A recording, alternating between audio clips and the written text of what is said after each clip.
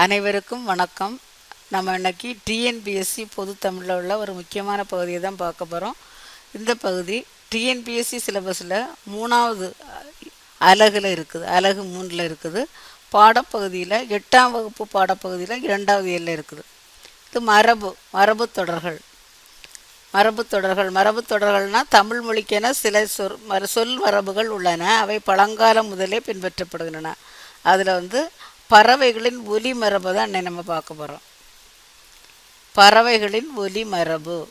அதில் முதல்ல ஆந்தை அலறும், காகம் கரையும், சேவல் கூவும், குயில் கூவும், கோழி கொக்கரிக்கும், புறா குனுகும், மயில் அகவும், கிளி பேசும், கூகை குளரும்.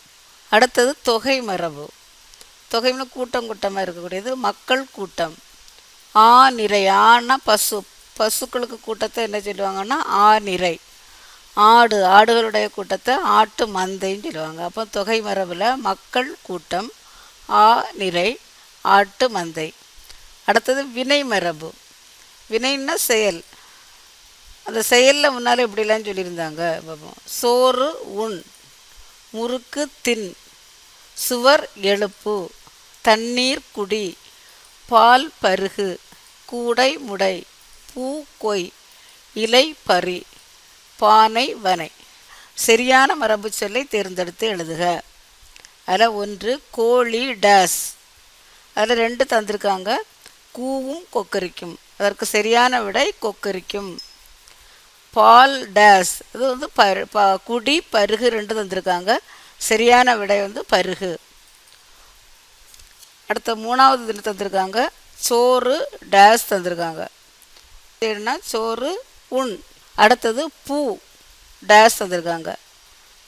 கொய் பறி 2 இருக்குது. அதுக்கு சரியான விடை கொய். அடுத்தது போட்டு டேஸ் தந்திருக்காங்க. நிறை. மரபு பிழையை நீக்கி எழுதுக. இதில் முதல்ல இந்த பத்தியை வாசிப்போம். சேவல் கொக்கரிக்கும் சத்தம் கேட்டு கயல் கண் விழித்தாள். பூ பறிக்க நேரமாகி விட்டதை அறிந்து தோட்டத்திற்கு சென்றாள். அங்கு மரத்தில் குயில் கரைந்து கொண்டிருந்தது. பூவை பறித்ததுடன் தோரணம் கட்ட மாவிலையையும் கொய்து கொண்டு வந்த வீடு திரும்பினாள். அம்மா தந்த பாலை குடித்துவிட்டு பள்ளிக்கு புறப்பட்டாள். இதெல்லாம் தப்பானதெல்லாம் நம்ம சரியாக எழுதணும். நீங்கள் எழுதி குறிச்சிடுங்க. சேவல் கொக்கரிக்கும்னு தந்திருக்கு, அது தவறு. சேவல் கூவும் சத்தம் கேட்டு கயல் கண்ணொழித்தாள். அடுத்தல பூ பறிக்கன்னு இருக்குது, தவறு. பூ கொய்ய நேரமாகி விட்டதை அறிந்து தோட்டத்திற்கு சென்றாள். அங்கு மரத்தில் குயில் கரைந்து கொண்டிருந்ததுன்னு வராது, குயில் கூவிக்கொண்டிருந்தது. பூவை பறித்ததுடன் இருக்குது, இது கொய்ததுடன் வரும். தோரணம் கட்ட மாவிலையையும் கொய்து, இலை கொய்துன்னு வராது, பறித்து கொண்டு. வீடு திரும்பினாள். அம்மா தந்த பாலை குடித்து விட்டுன்னு இருக்கு, அது சரியான விடை பருகி விட்டு பள்ளிக்கு புறப்பட்டாள். நன்றி.